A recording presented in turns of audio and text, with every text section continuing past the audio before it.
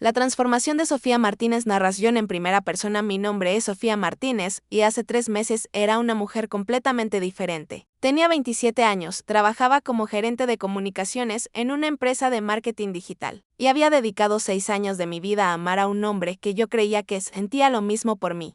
Vivía convencida de que el amor verdadero podía superar cualquier obstáculo. Creía en la reciprocidad, en la honestidad y pensaba que la dedicación era suficiente para construir un futuro sólido. Me equivoqué en todo.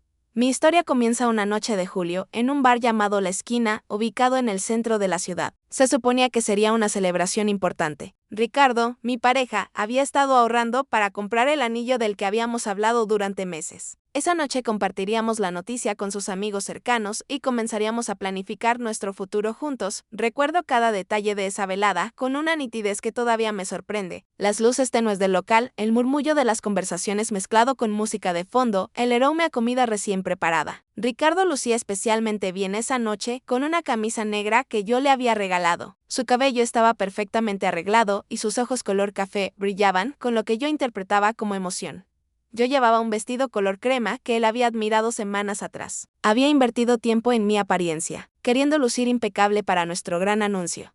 Llegamos poco después de las 8 y encontramos a sus 2 mejores amigos ya sentados en una mesa, Fernando Rojas y Daniel Castro. Los conocía desde hacía años. Había compartido con ellos cenas, celebraciones y los consideraba casi como hermanos. ¡Qué ingenuo fui! Miren quién llegó, exclamó Fernando mientras nos acercábamos. Era un hombre alto y delgado, con una sonrisa que nunca parecía genuina. Ricardo nos ha estado escribiendo todo el día sobre una noticia importante. Daniel levantó su cerveza sonriendo. Ya era hora. 6 años es bastante tiempo para hacer esperar a alguien.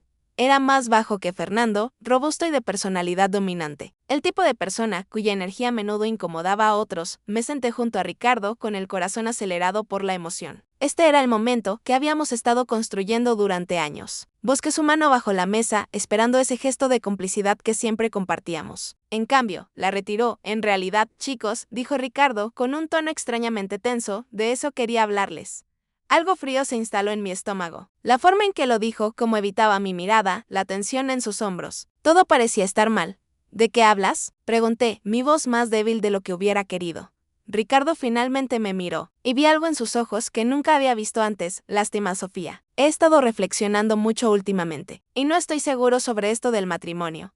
Las palabras me golpearon como un puñetazo físico. El ruido del bar pareció desvanecerse, dejando solo el sonido de mi propio corazón martillando en mis oídos que apenas pude susurrar. Quiero decir, 6 años es mucho tiempo, pero todavía somos jóvenes. Tal vez nos estamos apresurando con todo este asunto del compromiso. Quizás deberíamos tomarnos las cosas con más calma, pensar realmente en lo que queremos. Fernando y Daniel intercambiaron una mirada cómplice. La capté inmediatamente. Ellos sabían que esto iba a suceder. Ellos lo sabían y yo no. Ricardo, dije, luchando por mantener la voz firme, hemos hablado de esto durante meses. Dijiste que estabas listo. Dijiste que querías construir una vida conmigo.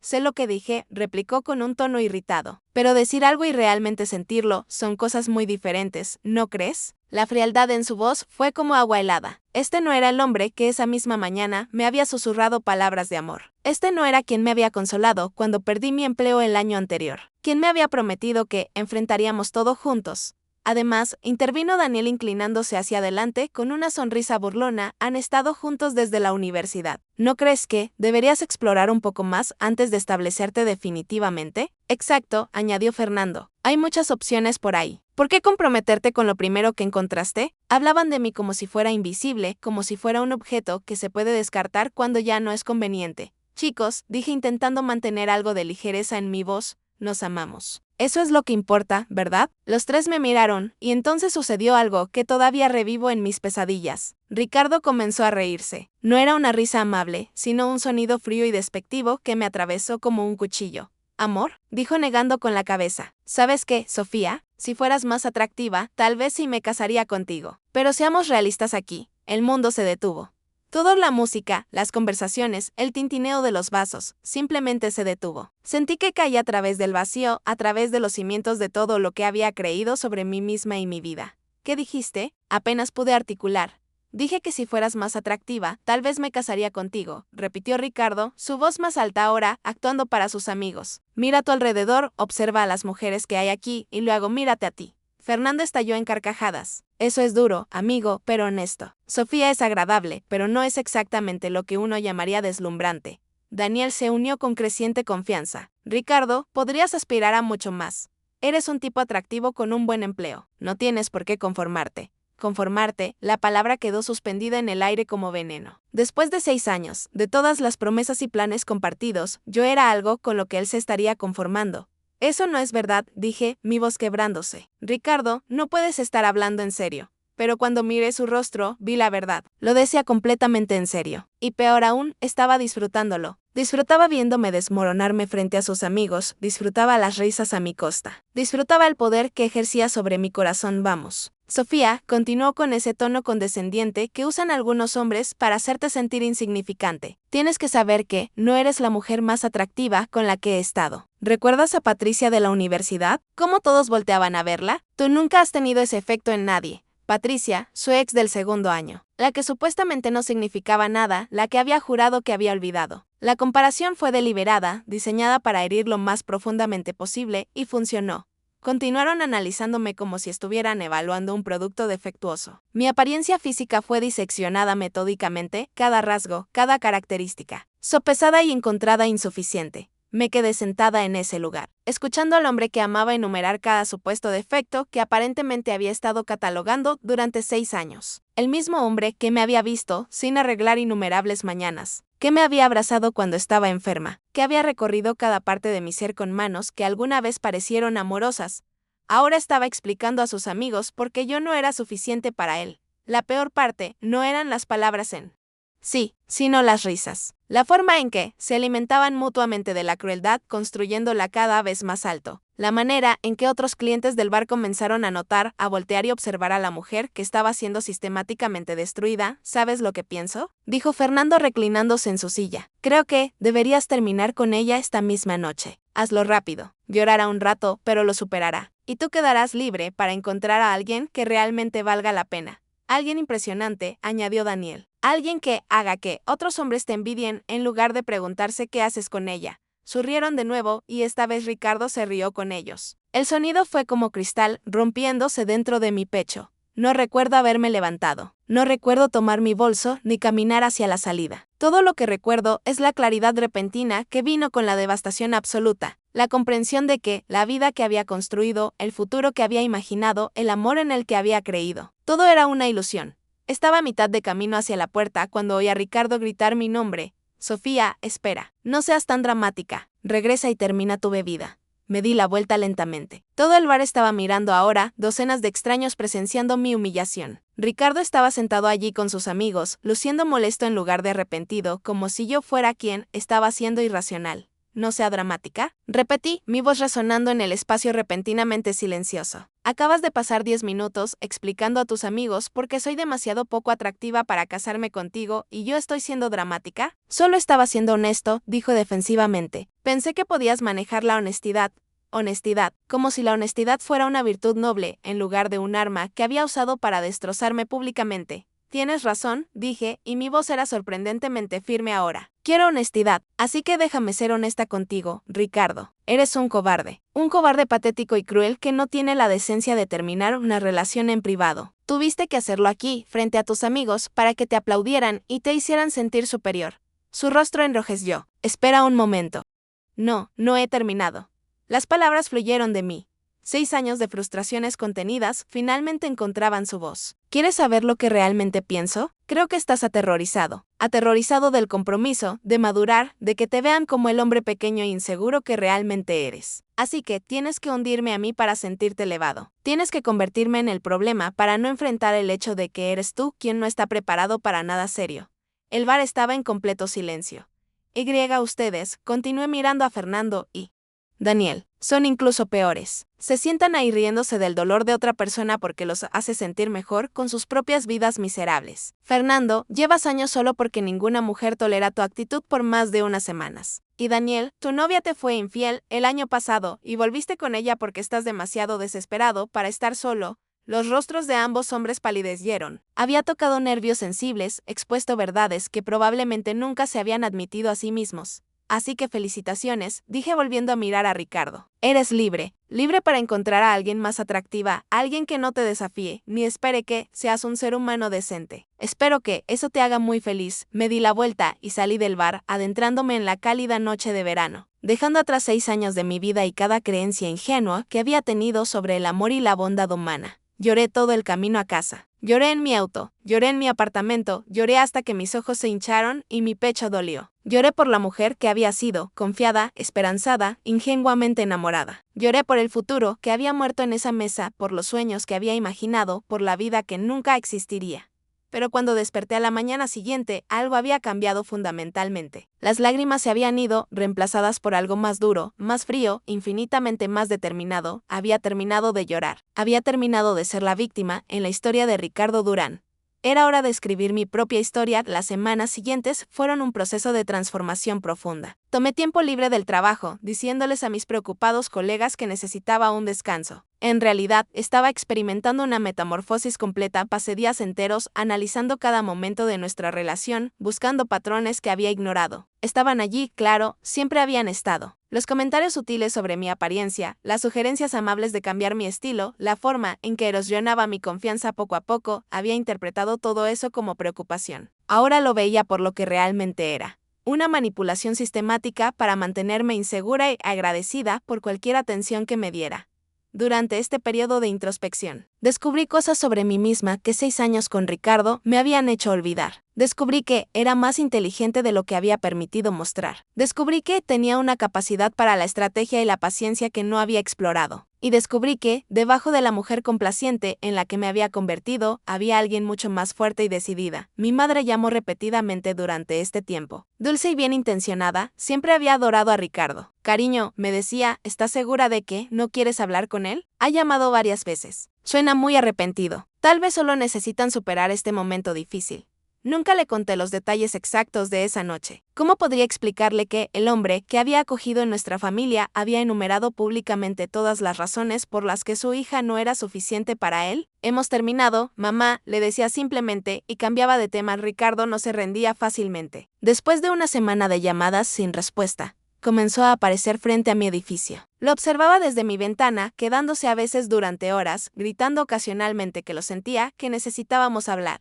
Que yo estaba siendo irracional. Sus amigos también comenzaron a contactarme. Fernando envió mensajes largos, explicando que todos habían bebido demasiado esa noche, que no querían decir esas cosas, que debería darle a Ricardo otra oportunidad. Daniel dejó mensajes de voz cada vez más frustrados, acusándome finalmente de ser demasiado dramática e inflexible. La audacia era impresionante. Los mismos hombres que se habían burlado de mi dolor ahora querían sermonearme sobre el perdón. Borré cada mensaje sin responder.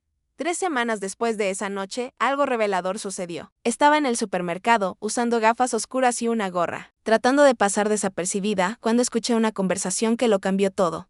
Me enteré de que Ricardo Durán terminó con su novia, decía una mujer a su amiga mientras examinaban productos. ¿Puedes creerlo? Ese hombre tan atractivo, soltero de nuevo.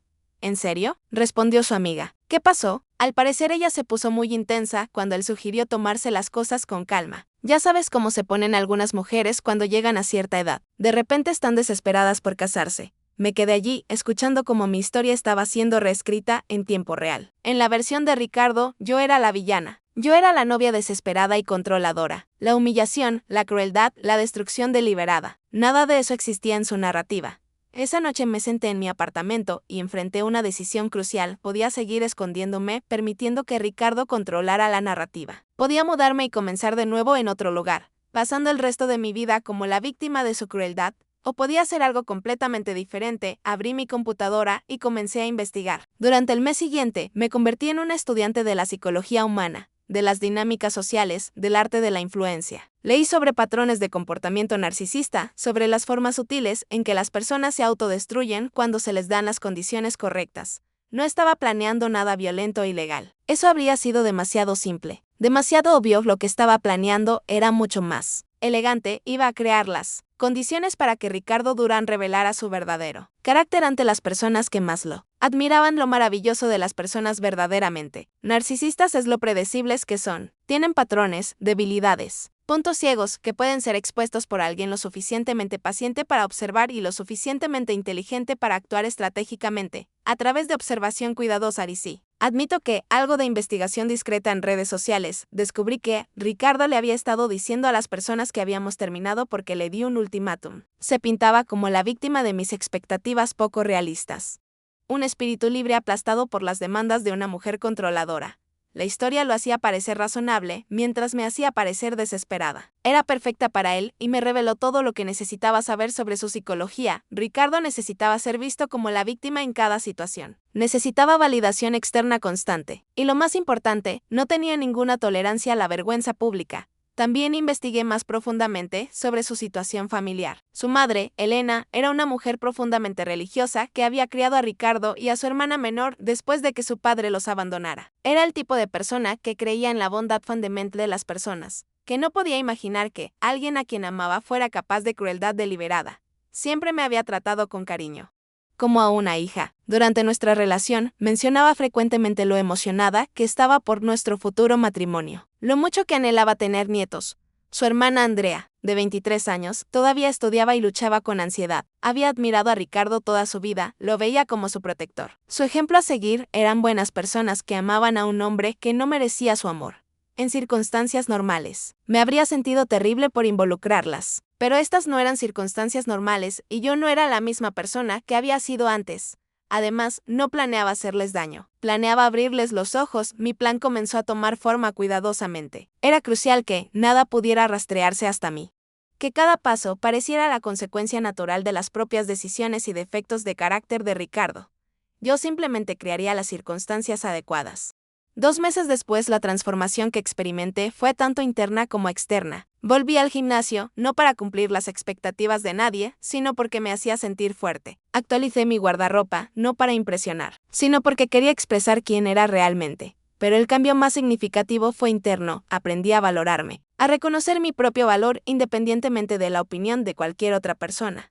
Mientras tanto, observaba desde la distancia cómo la vida de Ricardo comenzaba a desenredarse. No por mi intervención directa, sino porque cuando quitas el espejo que valida constantemente a un narcisista, comienzan a buscarlo desesperadamente en otros lugares que escuché a través de conocidos mutuos que había comenzado a salir con varias mujeres simultáneamente, haciendo promesas a cada una, que había empezado a beber más, a volverse más errático en su comportamiento. Su madre, preocupada por los cambios en su hijo, comenzó a hacer preguntas. Su hermana, al escuchar rumores de amigos comunes, empezó a ver fisuras en la imagen perfecta que tenía de él. No tuve que hacer nada, solo tuve que esperar. La verdad tiene una forma peculiar de salir a la luz. Y cuando lo hizo, cuando Elena y Andrea finalmente escucharon de múltiples fuentes diferentes sobre cómo Ricardo había tratado a las mujeres en su vida, incluyéndome a mí, la reacción fue exactamente lo que él más temía: decepción. No odio, no ira vengativa, sino algo peor para alguien como Ricardo, decepción profunda de las personas cuya opinión más valoraba.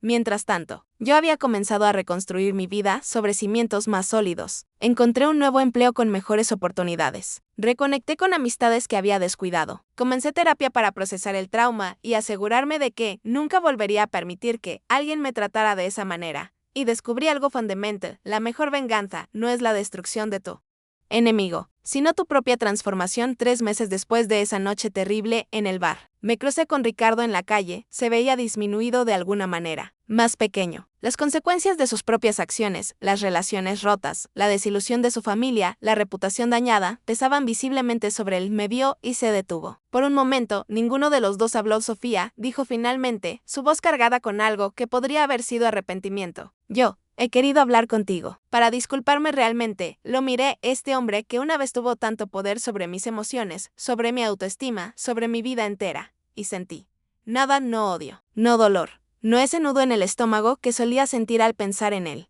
Solo una tranquila indiferencia. No necesito tu disculpa, Ricardo, dije con calma. Ya no necesito nada de ti. Pero quiero que sepas que estaba equivocado, continuó, las palabras saliendo apresuradas. Sobre todo, sobre ti. Fui cruel y estúpido y he perdido lo mejor que me pasó. Sonreí levemente, no con malicia, sino con una tristeza compasiva. Lo que perdiste no fui yo, Ricardo. Nunca me tuviste realmente. Lo que tenías era una versión de mí que estaba dispuesta a hacerse más pequeña para que tú te sintieras más grande. Y lo que perdiste fue la oportunidad de ser una mejor persona.